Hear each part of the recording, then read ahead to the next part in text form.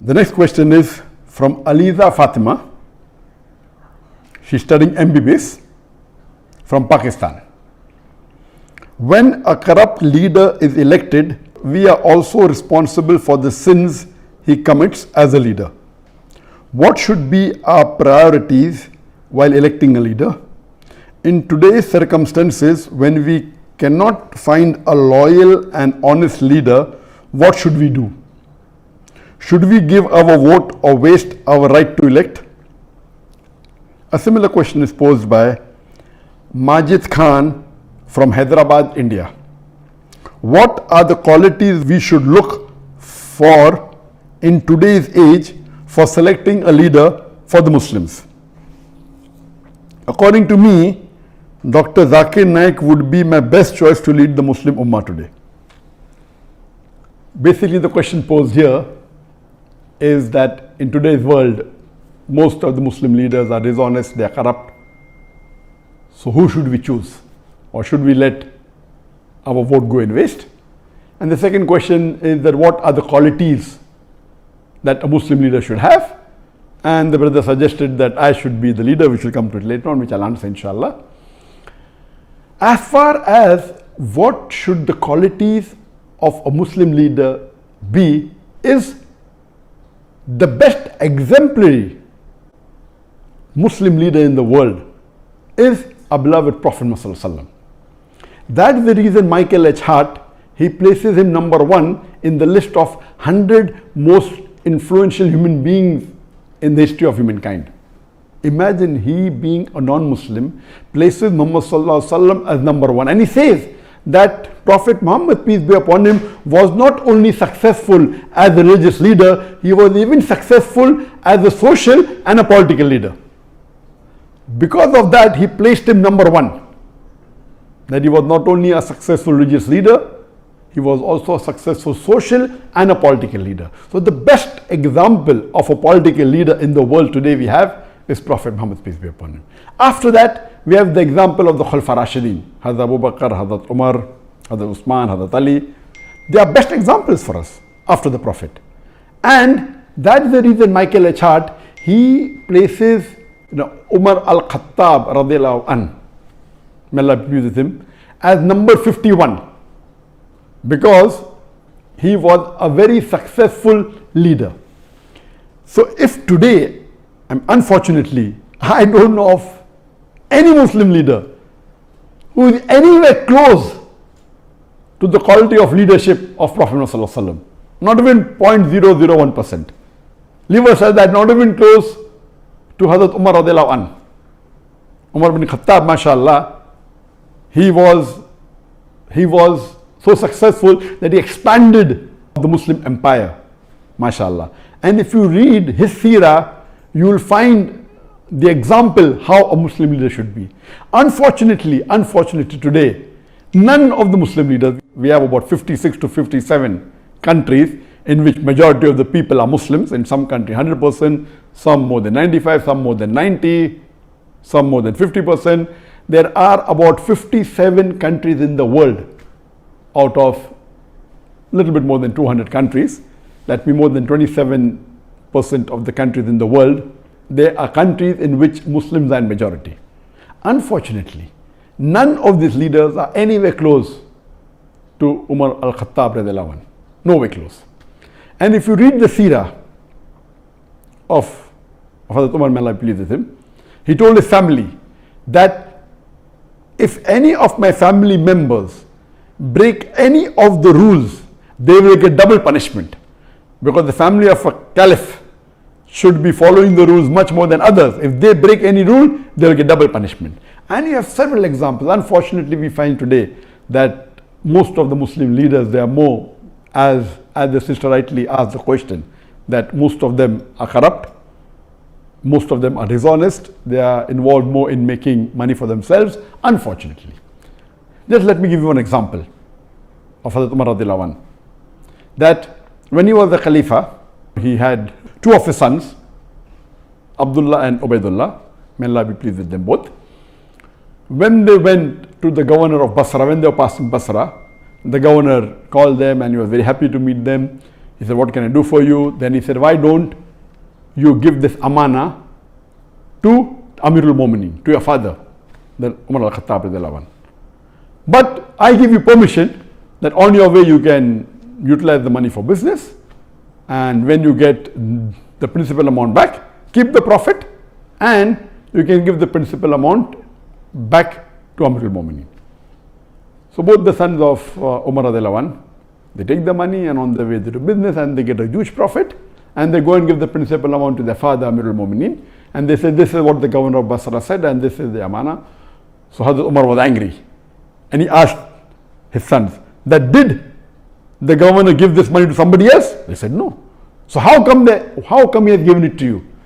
So Umar radiallahu anhu commanded to his sons that give the principal amount as well as the complete profit. Give everything to Baitul Mal. Then the people who were close to Hazrat Umar radiallahu anhu, the other Sahabas, they told that this is a business deal and the permission was given by the governor. So what is their fault? And if it's a business deal, we are allowed to do that. So finally, after a lot of discussion, when they said that, he should change his ruling, then Hazrat Umar radiallahu anhu said, okay, fine, give 50% of the profit to the Baitul Mal. So we see he was so strict, and he made it a law that any of his governor, before they appointed, he checks their wealth.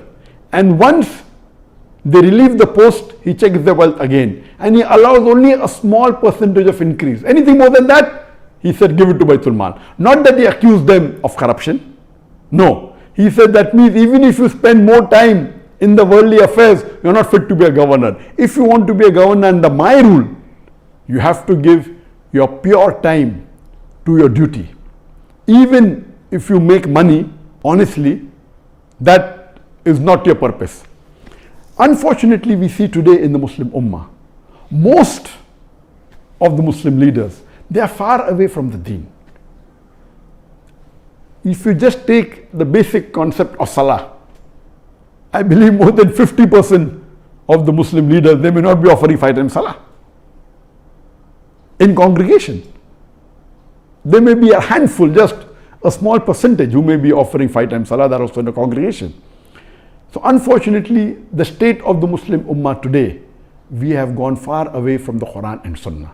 That's the reason we have today, that the situation that the Ummah is in today, because we have gone far away from the Quran and the Sunnah, we have gone far away from the teachings of Allah subhanahu wa ta'ala and the teachings of beloved Prophet Muhammad sallallahu alaihi wasallam. And I do agree with the sister that today, unfortunately, the choice that we have is so limited, and unfortunately most of them would not fit the criteria of how a Muslim leader should be as per the Quran and Sunnah. So what should we do in this situation? What we have to do is that we have to select the best of the worst. And if we analyze, as I mentioned, that almost all the leaders, they don't have the qualities that a true Muslim leader should have, like Hazrat Umar radiallahu anhu, or even a small percentage, not even 2% of the quality of Hazrat Umar radiallahu anhu. So what we have to do, we have to select the best of the worst. And I do agree with the sister that almost all of the Muslim politicians, they are corrupt, whether it be financially, whether it be with Iman, they are, almost all. There may be 1 or 2 or 3 exceptions to the rule. So what should we do in this situation? As I mentioned, we should select the best of the worst. Number 1, according to me, is that select that Muslim leader who is becoming a leader on the Islamic card. That he's proud to be a Muslim, and he says that I'm proud to be a Muslim and I will uphold the Islamic law. Whether he does or not is secondary. Because in today's world, the basic rule for a politician today, unfortunately, is that he has to maintain his chair by hook or by crook. It may go against his set of rules, it may go against his deen, it may go against his family. As long as he is sitting on the chair, he is happy. So he will do anything to maintain his chair. Because of this reason, my first advice is that if two Muslim leaders are standing, select that Muslim leader who openly says that he is proud to be a Muslim and he is coming on the Islamic card. He may or may not be a practicing Muslim, that is secondary. I will go to the extent of saying that if there is one Muslim leader who is practicing Islam 20%, but is coming on the secular card, he is not saying that I will protect the Muslims, I will follow Islam. And there is another Muslim leader who is following 10% of Islam, but is coming with the Islamic card. He is openly saying that I will protect the religion of Islam, I will protect the Muslims. Better select the person who is following 10% Islam as coming with the Islamic card, rather than the other Muslim leader who is following 20% and is not coming on the Islamic card, because the person who is not coming on the Islamic card will not go out of his way to follow the Islamic principles, because that was not his trump card to win the election. Whereas the other Muslim leader, who may not be following Islam as much as the other person, both are below average, but at least because he's come with the Islamic card, he will see to it that he'll make more masajid. He may not pray salah, but he'll see to it he will make more masajid, more mosque. He will protect the law of Islam. He will help the Muslim, because his trump card to win the election was the Islamic card. This is a very key point. Unfortunately, and we know, as the sister rightly said, that majority, almost all are corrupt. So, but if you have a corrupt leader who's coming with the Islamic card, is better than a corrupt leader who's coming without the Islamic card. There are maybe 1, 2 or 3, if we search in the Muslim Ummah, who may be following majority of the farais in Islam. But they may not be having the acumen to be a good leader. We have on the other example some Muslim leader who I have praised in my speech. They may be bold, they may stand for justice, they may not be following Islam to the T. They may not be offering 5 times salah, may be offering maybe a few times in a week. But they may openly protect the Islamic cause, because that is the principle, but they are not doing it for the Islamic cause, they are doing because that is what they feel is right. They are more for the cause of humanity, but Islam is far above humanity. So because of that, they may bring a voice in the international media, but their practice may not be Islamic. So such leaders may benefit in one particular aspect of Islam to the Muslim Ummah, but on the other hand, they may be a danger. So that is the reason I personally prefer that you select those Muslim leaders who, number one, are proud to be Muslims. Unfortunately, when you look at the Muslim leaders, most of them, they're not following the Sunnah. I'm giving a small example of keeping a beard. It's not a big thing. To keep a beard doesn't take any effort. But our beloved Prophet Muhammad said, it's mentioned in Sahih Bukhari, in volume number 7, Hadith number 5892, that the Prophet said that do the opposite of what the mushriks do, what the unbelievers do. Grow your beard and trim your mustaches. According to all 4 schools of thought, all the 4 Aimmas, keeping a beard is fard. It's such a small effort. But yet, unfortunately, majority, more than 75% of the Muslim leaders who are men, they don't have a beard. Why? That means they're not proud to be Muslims. That doesn't mean if you keep a beard, you have fulfilled all the requirements. No, please don't get me wrong. In requirements, you have to follow the 70 major sins and see how good the person is. So what we have to realize, my basic point here is that select those Muslim leaders who are proud to be Muslims, even though they may be less in practice. A person who is proud to be a Muslim and a practicing Muslim, it is the best. Who's practicing and doing all the farais? I don't think so. If you search, you may find 1 or 2, but they may not be good leaders, but they may be following the farais.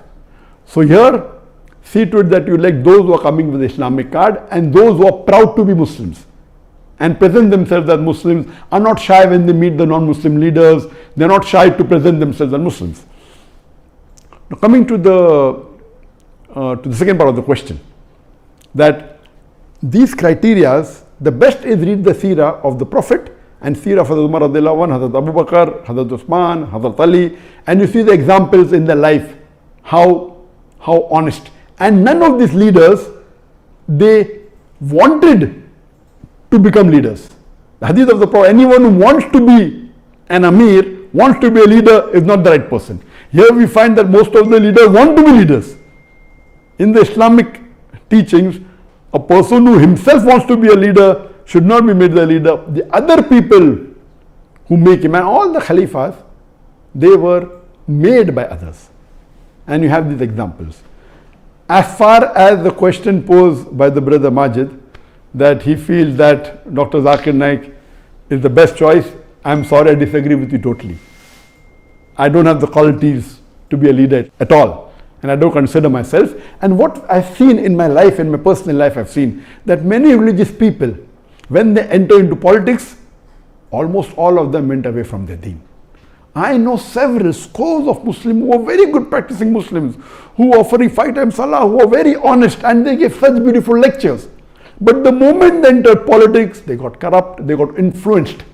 Because unfortunately, the ummah that we have today, they are not like the Sahabas at the time of the Prophet and Khulafa Rashidin. Our Khulafa Rashidin, first they would take decision thinking, what would Allah want me to do? They were more scared of disappointing Allah. Today, our politicians are more interested in how it will benefit them personally. They don't want to disappoint the vote bank. The Khulafa Rashidin, they did not want to disappoint Allah. They would take a decision which would be completely against them, as long as it pleases Allah. As Allah says in the Quran in Surah Nisa chapter 4 verse number 135, that Ya ayyuhalladhina amanu, oh you believe, stand out for justice as witness to Allah subhanahu wa ta'ala, even if it be against yourself, against your parents, against your kitokin, against the rich or poor. Allah protects all. There were many times the question was asked to me in India that why don't I enter politics, and I said that, I mean, why do you want to become enemy? I mean, I have to jokingly tell them. Because in today's world, if you enter politics, there are high chances that you will spoil your akhirah. Very high chances. Because the way the ummah and the society is made, that if you want to live and remain in that seat, you will have to compromise on your principles. And the best example I can give you is of Dr. Israr Ahmad. Dr. Israr Ahmad, you know that mashallah, he was a very great dai, and he gave tafsir of the Quran, he was very knowledgeable, he was popular, and he stood for election, and he won the election. After he won the election, a member of parliament he was made, and he was given some post, and after a few months he resigned. He said, asking me, what should be the width of the road? That's not what I'm made for. When I'm giving them Islamic solution, they don't want to listen. He immediately resigned. So a good person who is following the deen, he will either have to give up his deen or give up his position. And whatever Dr. Israr Ahmad did was the best. There may be few people like Dr. Israr Ahmad who may be Islamic and may have got into politics, but I don't know anyone who the leader may have come on a lower position, not as the head of state, and may be following the deen. But the way the society is made today, our ummah, you will either have to give up the post that you are in or give up the deen. So first of all, I'm not fit to be in that position. Neither do I want to spoil my akhirah. I'm very happy in being a dai, and I'm very satisfied with Allah subhanahu wa ta'ala, whatever ni'mah He has given me.